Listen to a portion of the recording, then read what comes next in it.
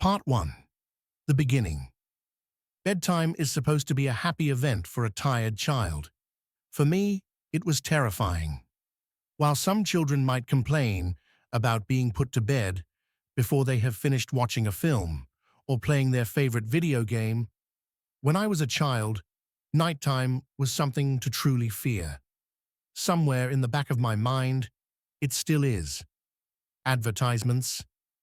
As someone who is trained in the sciences, I cannot prove that what happened to me was objectively real, but I can swear that what I experienced was genuine horror. A fear which in my life, I'm glad to say, has never been equaled. I will relate it to you all now as best I can. Make of it what you will, but I'll be glad to just get it off of my chest.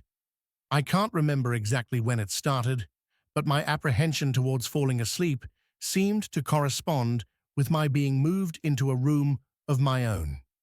I was 8 years old at the time, and until then I had shared a room, quite happily, with my older brother. As is perfectly understandable for a boy 5 years my senior, my brother eventually wished for a room of his own, and as a result, I was given the room at the back of the house. It was a small, narrow, yet oddly elongated room, large enough for a bed and a couple of chests of drawers, but not much else. I couldn't really complain, because even at that age, I understood that we did not have a large house, and I had no real cause to be disappointed, as my family was both loving and caring. It was a happy childhood during the day. A solitary window looked out onto our back garden.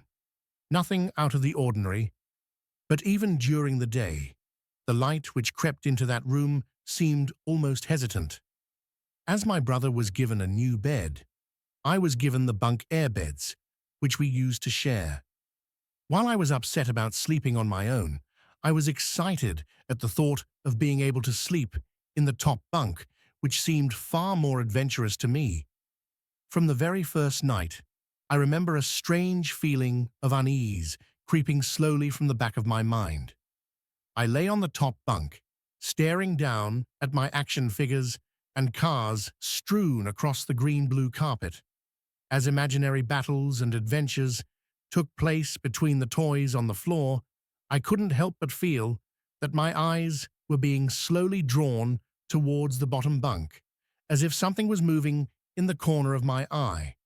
Something which did not wish to be seen. Advertisements. The bunk was empty, impeccably made with a dark blue blanket, tucked in neatly, partially covering two rather bland white pillows. I didn't think anything of it at the time. I was a child, and the noise slipping under my door from my parents' television bathed me in a warm sense of safety and well-being. I fell asleep. When you awaken from a deep sleep to something moving or stirring, it can take a few moments for you to truly understand what is happening. The fog of sleep hangs over your eyes and ears, even when lucid. Something was moving, there was no doubt about that. At first, I wasn't sure what it was. Everything was dark, almost pitch black, but there was enough light creeping in from outside to outline that narrowly suffocating room. Two thoughts appeared in my mind almost simultaneously. The first was that my parents were in bed because the rest of the house lay both in darkness and silence. The second thought turned to the noise, a noise which had obviously woken me. As the last cobwebs of sleep withered from my mind, the noise took on a more familiar form. Sometimes the simplest of sounds can be the most unnerving. A cold wind whistling through a tree outside, a neighbor's footsteps uncomfortably close, or, in this case, the simple sound of bed sheets rustling in the dark. That was it, bed sheets rustling in the dark, as if some disturbed sleeper was attempting to get all too comfortable in the bottom bunk. I lay there in disbelief, thinking that the noise was either my imagination or perhaps just my pet cat finding somewhere comfortable to spend the night. It was then that I noticed my door, shut as it had been as I'd fallen asleep. Perhaps my mum had checked in on me, and the cat had sneaked into my room then. Yes, that must have been it. I turned to face the wall, closing my eyes in the vain hope that I could fall back to sleep. As I moved, the rustling noise from underneath me ceased. I thought that I must have disturbed my cat, but quickly I realized that the visitor in the bottom bunk was much less mundane than my pet trying to sleep, and much more sinister. As if alerted to and disgruntled by my presence, the disturbed sleeper began to toss and turn violently like a child having a tantrum in their bed. I could hear the sheets twist and turn with increasing ferocity. Fear then gripped me, not like the subtle sense of unease I had experienced earlier, but now potent and terrifying. My heart raced as my eyes panicked, scanning the almost impenetrable darkness. I let out a cry. As most young boys do, I instinctively shouted on my mother. I could hear something stir on the other side of the house, but as I began to breathe a sigh of relief that my parents were coming to save me, the bunk beds suddenly started to shake violently as if gripped by an earthquake, scraping against the wall. I could hear the sheets below me thrashing around as if tormented by malice. I did not want to jump down to safety, as I feared the thing in the bottom bunk would reach out and grab me, pulling me into the darkness. So I stayed there, white knuckles clenching my own blanket like a shroud of protection. The wait seemed like an eternity. The door finally, and thankfully, burst open, and I lay bathed in light, while the bottom bunk, the resting place of my unwanted visitor, lay empty and peaceful. I cried, and my mother consoled me. Tears of fear, followed by relief, streamed down my face. Yet through all of the horror and relief, I did not tell her why I was so upset. I cannot explain it, but it was as though whatever had been in that bunk would return if I even so much as spoke of it, or uttered a single syllable of its existence. Whether that was the truth, I do not know, but as a child, I felt as if that unseen menace remained close, listening. My mother lay in the empty bunk, promising to stay there until morning. Eventually, my anxiety diminished. Tiredness pushed me back towards sleep, but I remained restless, waking several times momentarily to the sound of rustling bedsheets. I remember the next day wanting to go anywhere, be anywhere, but in that narrow, suffocating room. It was a Saturday, and I played outside, quite happily with my friends. Although our house was not large, we were lucky to have a long, sloping garden in the back. We played there often, as much of it was overgrown, and we could hide in the bushes, climb in the huge sycamore tree which towered above all else, and easily imagine ourselves in the throes of a grand adventure, in some untamed exotic land. As fun as it all was, occasionally my eye would turn to that small window, ordinary, slight, and innocuous. But for me, that thin boundary was a looking glass into a strange, cold pocket of dread. Outside, the lush green surroundings of our garden, filled with the smiling faces of my friends, could not extinguish the creeping feeling clawing its way up my spine, each hair standing on end. The feeling of something in that room, watching me play, waiting for the night when I would be alone, eagerly filled with hate. It may sound strange to you, but by the time my parents ushered me back into that room for the night, I said nothing. I didn't protest. I didn't even make an excuse as to why I couldn't sleep there. I simply and sullenly walked into that room, climbed the few steps into the top bunk, and then waited. As an adult, I would be telling everyone about my experience, but even at that age, I felt almost silly to be talking about something which I really had no evidence for. I would be lying, however, if I said this was my primary reason. I still felt that this thing would be enraged if I so much as spoke of it. It's funny how certain words can remain hidden from your mind, no matter how blatant or obvious they are. One word came to me that second night, lying there in the darkness alone, frightened, aware of a rotten change in the atmosphere, a thickening of the air, as if something had displaced it. As I heard the first casual twists of the bedsheets below, the first anxious increase of my heartbeat at the realization that something was once again in the bottom bunk. That word, a word which had been sent into exile, filtered up through my consciousness, breaking free of all repression, gasping for air, screaming, etching, and carving itself into my mind. Ghost. As this thought came to me, I noticed that my unwelcome visitor had ceased moving. The bedsheets lay calm and dormant, but they had been replaced by something far more hideous. A slow, rhythmic, rasping breath heaved and escaped from the thing below. I could imagine its chest rising and falling, with each sordid, wheezing, and garbled breath. I shuddered, and hoped beyond all hope that it would leave without occurrence. The house lay, as it had the previous night, in a thick blanket of darkness. Silence prevailed, all but for the perverted breath of my, as yet unseen bunkmate.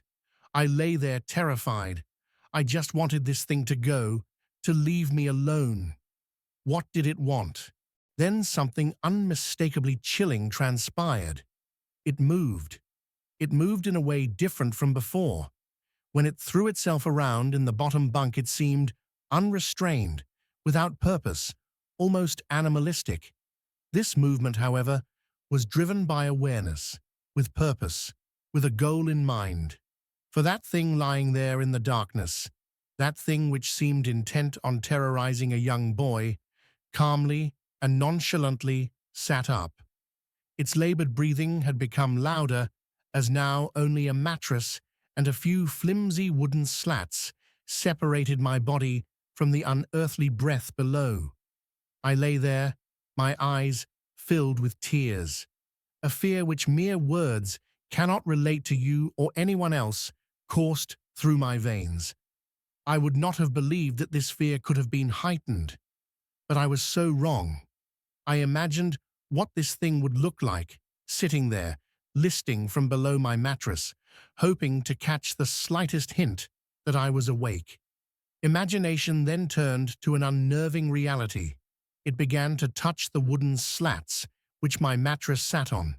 It seemed to caress them carefully, running what I imagined to be fingers and hands across the surface of the wood. Then, with great force, it prodded angrily between two slats into the mattress. Even through the padding, it felt as though someone had viciously stuck their fingers into my side. I let out an almighty cry, and the wheezing, shaking, and moving thing in the bunk below replied in kind by violently vibrating the bunk as it had done the night before. Small flakes of paint powdered onto my blanket from the wall as the frame of the bed scraped along it, backwards and forwards. Once again, I was bathed in light, and there stood my mother, loving, caring as she always was, with a comforting hug and calming words which eventually subdued my hysteria. Of course she asked what was wrong, but I could not say, I dared not say. I simply said one word, over and over and over again. Nightmare. This pattern of events continued for weeks, if not months. Night after night, I would awaken to the sound of rustling sheets. Each time, I would scream, so as to not provide this abomination with time to prod and feel for me. With each cry, the bed would shake violently, stopping with the arrival of my mother, who would spend the rest of the night in the bottom bunk, seemingly unaware of the sinister force torturing her son nightly. Along the way, I managed to feign illness a few times, and come up with other less than truthful reasons for sleeping in my parents' bed. But more often than not, I would be alone for the first few hours of each night in that place. The room where the light from outside did not sit right, alone with that thing. With time, you can become desensitized to almost anything, no matter how horrific. I had come to realize that for whatever reason, this thing could not harm me when my mother was present. I am sure the same would have been said for my father, but as loving as he was, waking him from sleep was almost impossible. After a few months, I had grown accustomed to my nightly visitor. Do not mistake this for some unearthly friendship. I detested the thing. I still feared it greatly, as I could almost sense its desires and its personality, if you could call it that. One filled with a perverted and twisted hatred, yet longing for me, of perhaps all things. My greatest fears were realized in the winter. The days grew short, and the longer nights merely provided this wretch with more opportunities. It was a difficult time for my family. My grandmother, a wonderfully kind and gentle woman, had deteriorated greatly since the death of my grandfather. My mother was trying her best to keep her in the community as long as possible. However, dementia is a cruel and degenerative illness, robbing a person of their memories one day at a time. Soon she recognized none of us, and it became clear that she would need to be moved from her house to a nursing home. Before she could be moved, my grandmother had a particularly difficult few nights, and my mother decided that she would stay with her. As much as I loved my grandmother and felt nothing but anguish at her illness, to this day I feel guilty that my first thoughts were not of her, but of what my nightly visitor may do should it become aware of my mother's absence. Her presence being the one thing which I was sure was protecting me from the full horror of this thing's reach. I rushed home from school that day and immediately wrenched the bedsheets and mattress from the lower bunk, removing all of the slats and placing an old desk, a chest of drawers, and some chairs which we kept in a cupboard where the bottom bunk used to be. I told my father I was making an office, which he found adorable, but I would be damned if I'd give that thing a place to sleep for one more night. As darkness approached, I lay there knowing my mother was not in the house.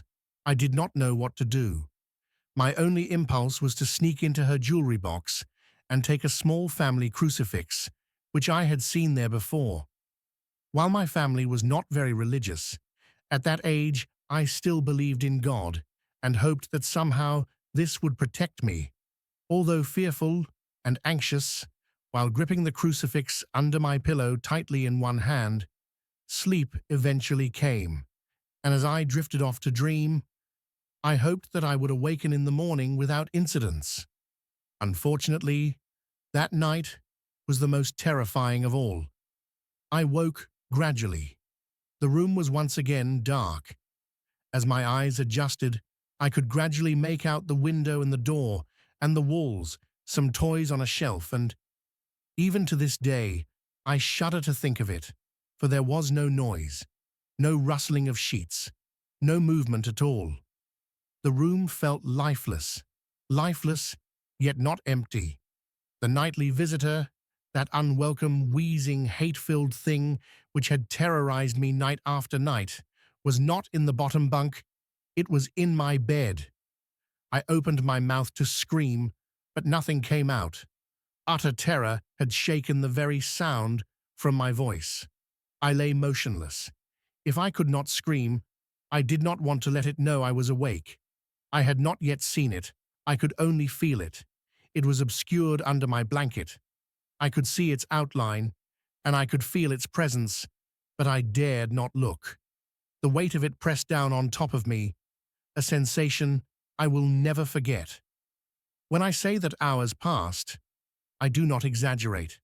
Laying there motionless, in the darkness, I was every bit a scared and frightened young boy. If it had been during the summer months, it would have been light by then.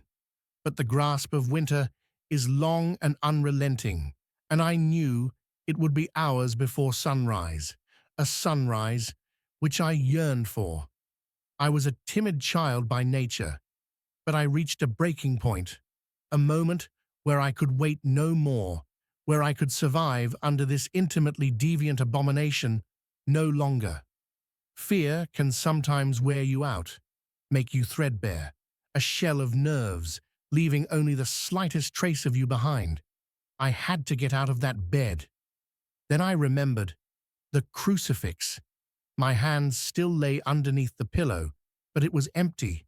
I slowly moved my wrist around to find it, minimizing as best I could the sound and vibrations caused, but it could not be found.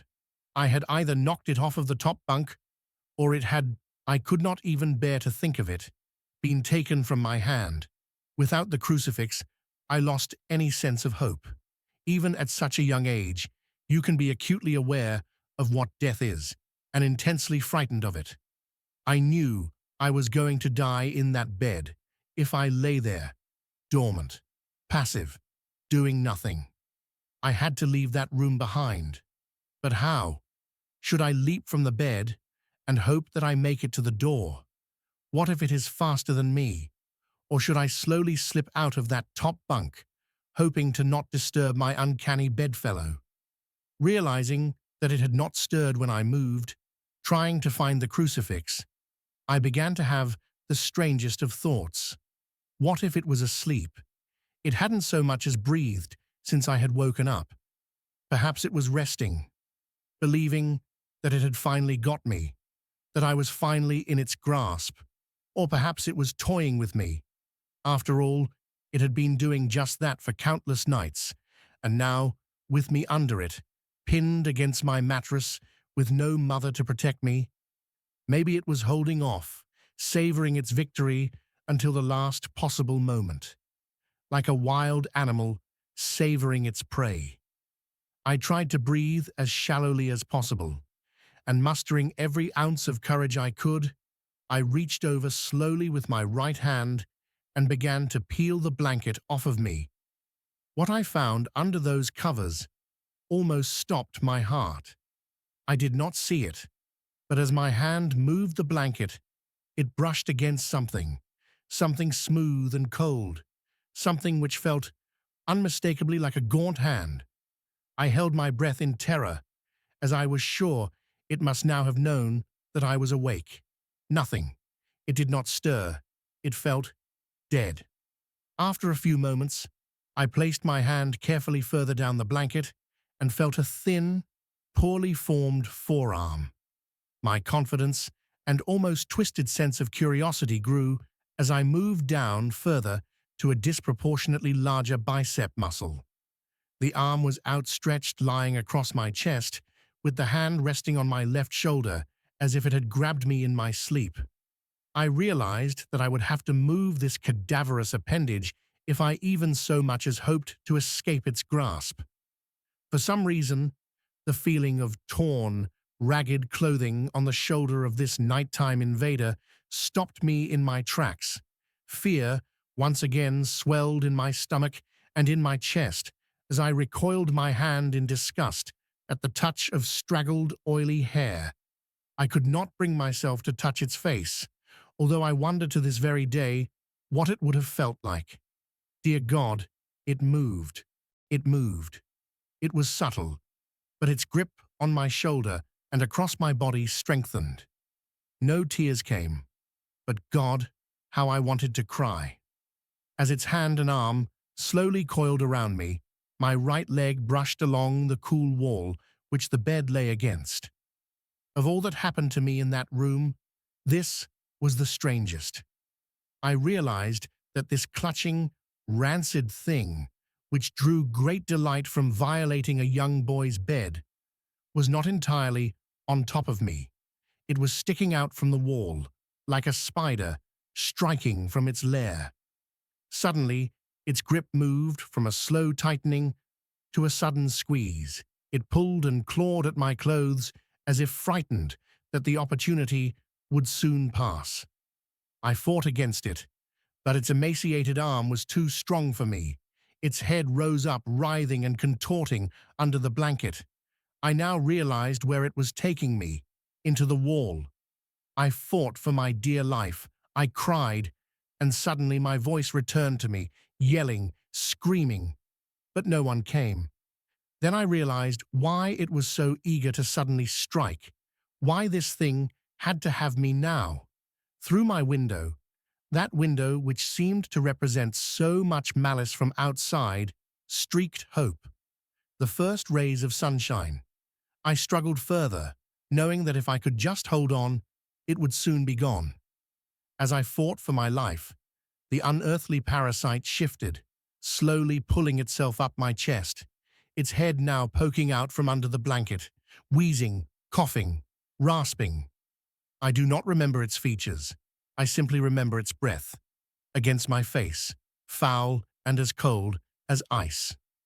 As the sun broke over the horizon, that dark place, that suffocating room of contempt, was washed, bathed in sunlight. I passed out as its scrawny fingers encircled my neck, squeezing the very life from me. I awoke to my father offering to make me some breakfast, a wonderful sight indeed. I had survived the most horrible experience of my life until then, and now. I moved the bed away from the wall, leaving behind the furniture I had believed would stop that thing from taking a bed. Little did I think that it would try to take mine, and me. Weeks passed without incidents, yet on one cold, frost-bitten night, I awoke to the sound of the furniture where the bunk beds used to be, vibrating violently. In a moment it passed. I lay there, sure I could hear a distant wheezing coming from deep within the wall, finally fading into the distance. I have never told anyone this story before. To this day, I still break out in a cold sweat at the sound of bedsheets rustling in the night, or a wheeze brought on by a common cold, and I certainly never sleep with my bed against a wall. Call it superstition if you will, but as I said, I cannot discount conventional explanations such as sleep paralysis, hallucination, or that of an overactive imagination.